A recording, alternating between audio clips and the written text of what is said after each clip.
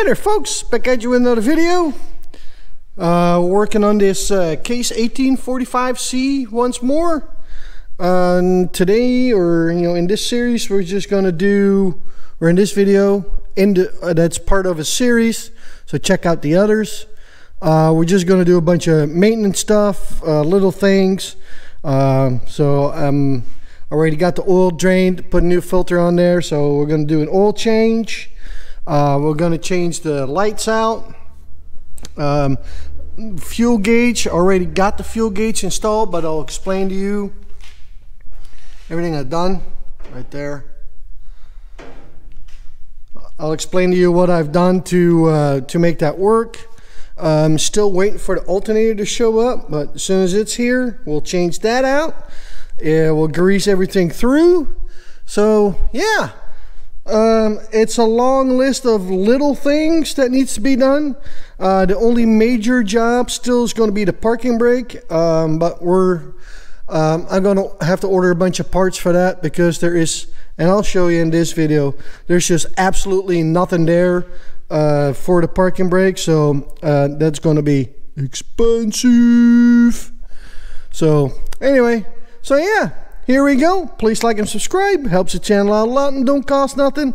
Let's get past the intro and let's get into this.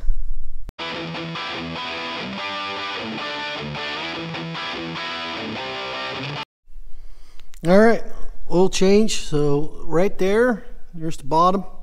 You see that filter that's on the drain buggy right here. That's where the plug goes. There's the plug. Takes a 17 mil, so we got that all drained out. Already put a new filter on there. I just put a Napa filter on there, wrote down the date and the hours. This here was getting pretty old, so yeah, 3 years and, well, but not 1,000 hours, so I don't know, whatever. It's done. We're going to use some Pico engine oil on this, 15W40. I like to use that for my equipment. And then, yeah, so I'm going to get the plug put back in there and all that stuff. And then we'll bring you back. Here we go.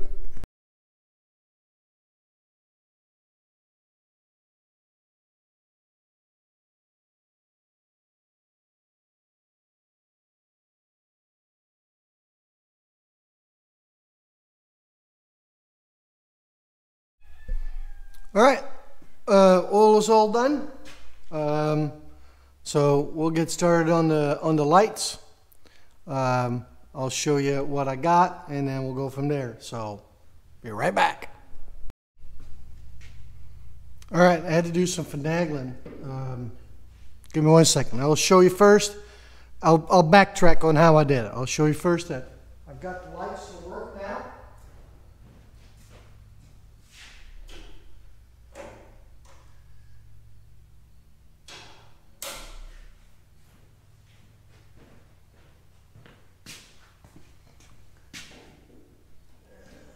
Some plugs right here.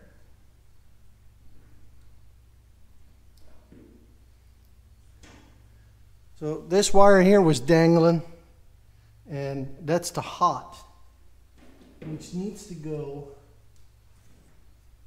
because this one here is not hot anymore, and this is the ground. So now I'm going to see if we can make this work right here, and yeah, get rid of these lights. We got power now. That was the biggest thing. There was only one light was working. That was that one up there, the rear one here, and that other front one wasn't working. Well, this explains why. For whatever reason, there was no power at this one here, but there's a power wire right here. So we're going to tap into that right there and make that whole, and make that all function again. And like I said, this is the ground. So we got that figured out now. Let me show you the lights. They're trucks, 2-inch mini LED light, 1500 lumen. I mean, I don't have to light up a whole field or anything like that. The Napa had them for 25 bucks, and on Amazon and whatnot, they're like for 18, 20 bucks. So I like to support the local company as much as I can, so an extra $5 was not going to kill me. So we're going to put those in here instead. So I think that will look a lot better than this big old honking one. So that's going to look pretty good. I'm going to do the same thing in the front. So let's get busy with that, and I'll be right back. All right, we got this the old lights. Good old Hobbs. That's obsolete. So here we get the new one.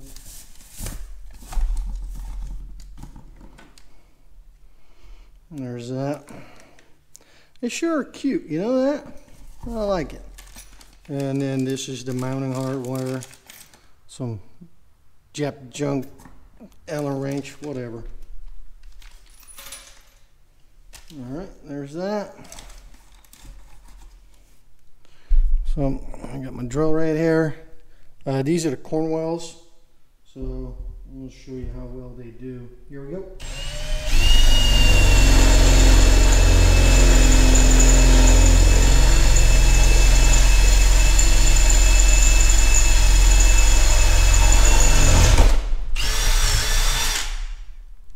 There's that.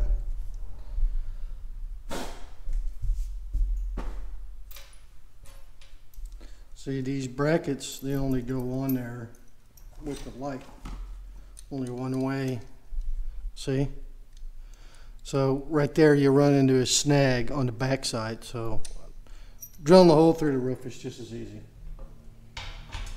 Instead of just a bunch of horsing around.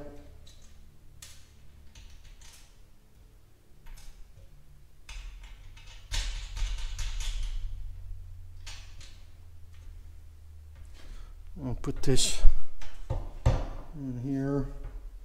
We'll get you back on the standard. I'll be right back.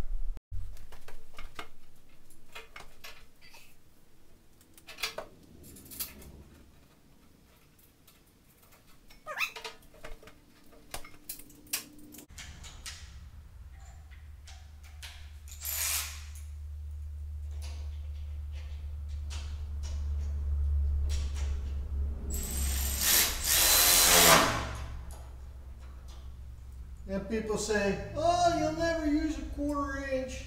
Look at that. Look how handy that is, huh? There we go.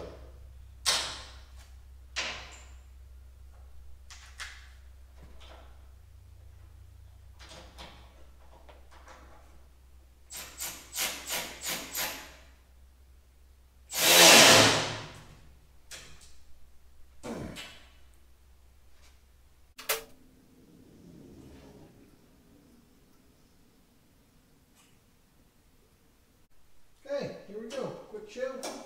Whoopee!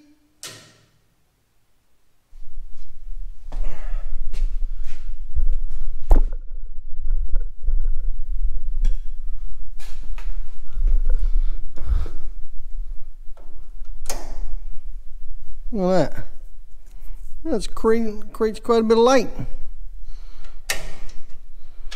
So, all right. I'm going to get this finished up. I'm not going to take you all the way through on all this. So I'm going to get this finished up, the lights, and I'll be back with you and we'll show them. All right, be right back. All right, we got all the lights done, all installed, all wired up.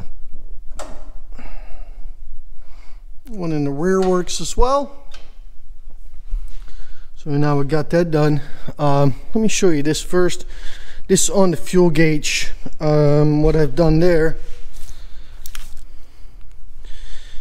your fuel gauge leveling sensor level or sending unit sits right there. See that black cap there? Right there. So first thing I did is tested it, make sure that the the ohms were changing as you push the lever up and down, and it did. So that means that the fuel level was working. So that was the most important thing. Then I grabbed, because it's a single wire, I grabbed the wire right there, hooked up to it, and then ohmed it out to Let's get here in the skid steer. I'm going to show you. To the wire here at the plug. Yeah, I don't know. I really hate using these, but I mean, there is just no room to operate here, so that's just how I done it. But that was the wire, the dark greenish blue one, for the fuel gauge level, and then it needed power. So, and then I done it right like that right there, and there I got the fuel gauge. So now the fuel gauge. Oh. That's because the board is not hooked up. That's why it won't work. But I'm going to put that back on there right now, and then we'll bring it back. But anyway, so that's how I did that. The red one was powered to the fuel gauge, and then this greenish, dark greenish, bluish one was the signal wire. So, and like I said, and I double checked to make sure that was the right wire, and it was functioning. So, and it was. So, and then I hooked it up to the fuel gauge here. All right, I'm going to put this back together. Alternator just showed up, so guess what? We're going to get started on the alternator. We'll bring it right back. All right, on the alternator here. First things first, disconnect the power and the signal wire. If you don't feel like disconnecting the battery, I slide a hose over it, and that'll protect it. Then this bolt here, that's a 5/8, and then there's another one. You see the extension sitting right there? I'll try to get in there. Right there. That extension right there. There's another one. That's a 1/2-inch drive. Shallow with a, I don't know, right there. You gotta kind of feel that up in there like that, and then use ratchets or electric ratchets. So all right, I'm gonna take those bolts out, and we'll still have to undo the serpentine belt and do that right here on the tensioner. So, but yeah, I got those bolts broke loose, so now I'm gonna take the belt off, and then we'll take the entire alternator off, and I'll see you at the bench. All right, so now we got the alternator out. There's a bushing right there, so when you take the alternator out, grab a punch or something or another and give this bushing a little punch going that way. Makes it 10 times easier to put the alternator back together. So got that done. Got the alternator on the bench right here. It's got some extra gooey's in there, so we're going to clean that up first. Got the new one sitting right here. So, all right, I'm going to get this all cleaned out, and we'll bring you back on how we take this apart. Here we go. All right, we got her all cleaned off. As you can tell, it's missing some cooling fins and all that. So this here is most of the time they're 15/16. So once again, all right, cover your ears, and this is how I do that. Look at that. I'll get this right off. All right, well, I'm gonna put a pulley pillar on there. My go-tos are the posi locks. This here's the model 104. I put a little extension in there as well. But here we go. Cover your ears.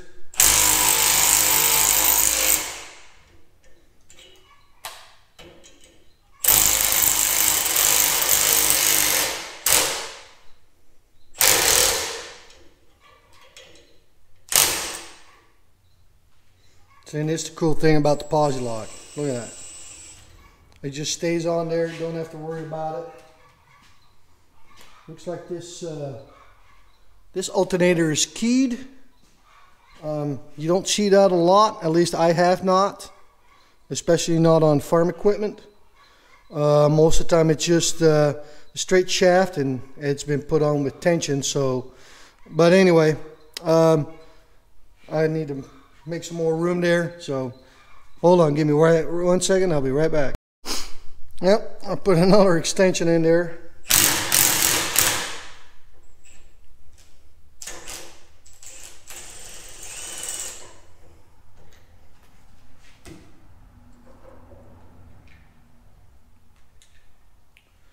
There you have it, she's out. So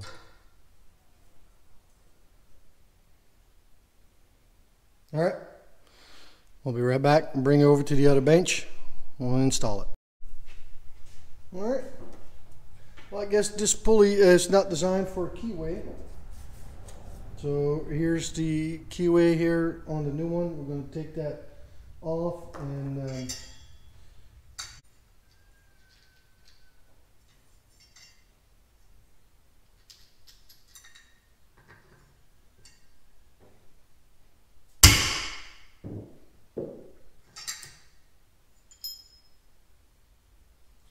oh, that's lovely. Our bushing came out, so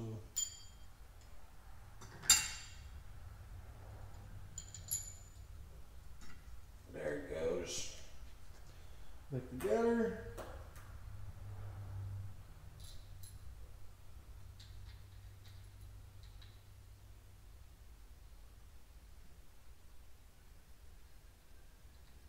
And this new one going to get on there nicely. This one feels a little better. Cover the ears.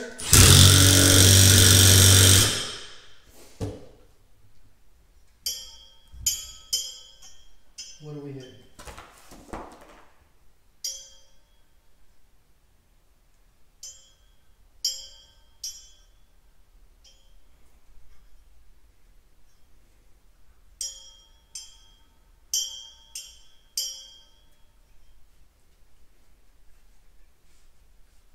We're hitting something.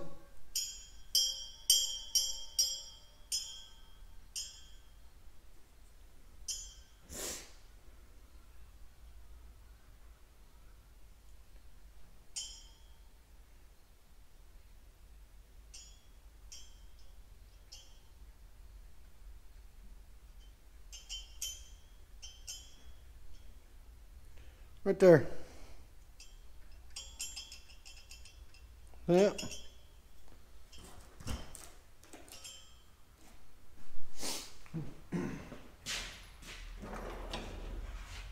Let me grab a pry bar.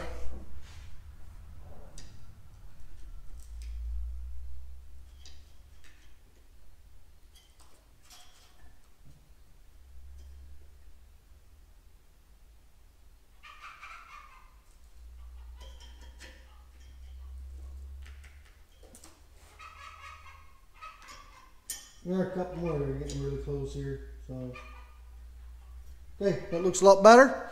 Now we can put it back onto the skid steer, and that should be good to go. So here we go, on to the next thing. All right, look at that. There was no cover here, so we got that all done up. I'll show you real quick. Got the radiators all blowed out. Look at that. So you can still get to the engine here without this flopping on your face or anything like that. It leans backwards quite a bit. Now I made it is I used some short bushings, and I made this whole thing wide enough that you can basically just slide the entire thing over, and then it will get out of those pins, lift it up, and then pull it out, and then remove it entirely. What I did to keep them in place, I just used some old air hose or something like that. Cut a slit in it in an angle, slipped that over it, and I put a zip tie around it to keep it in place. And then that on both ends, so that way it won't rattle near as much. And that way, if you ever have to take it out, you just cut the zip tie, pull that hose right off, and then you can, you know, just slip it right out. So I thought that looks pretty good. I still had some of this steel laying around. It's got, you know, it's got holes in it, so gave it a splash of paint, and look at that. Looks pretty nice. So that's that. And now we're finishing up right here. Some people say, oh, you got to put new oil in it. Well, if it's just for lubricating chain, just used oil is good enough. And that's what this is. It has no function other than lubing the chain up, and that's it. So I put a bunch of used motor oil or used engine oil that, you know, I got a barrel sitting right there, and then I've got my catch pan here, and I'm draining the last bit out of it.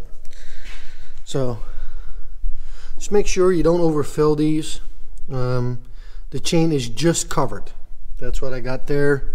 I got a little bit to go yet, because I don't know if you can tell right there in the back, you can still see some chain.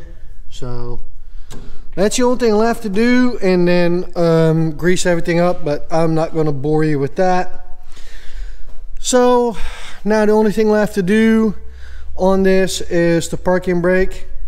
All the things we've done to it: grease the axle bearings, added oil, extra work lights, a new fuel work lights, new fuel gauge, rebuilt the tilt cylinder and the lift cylinders.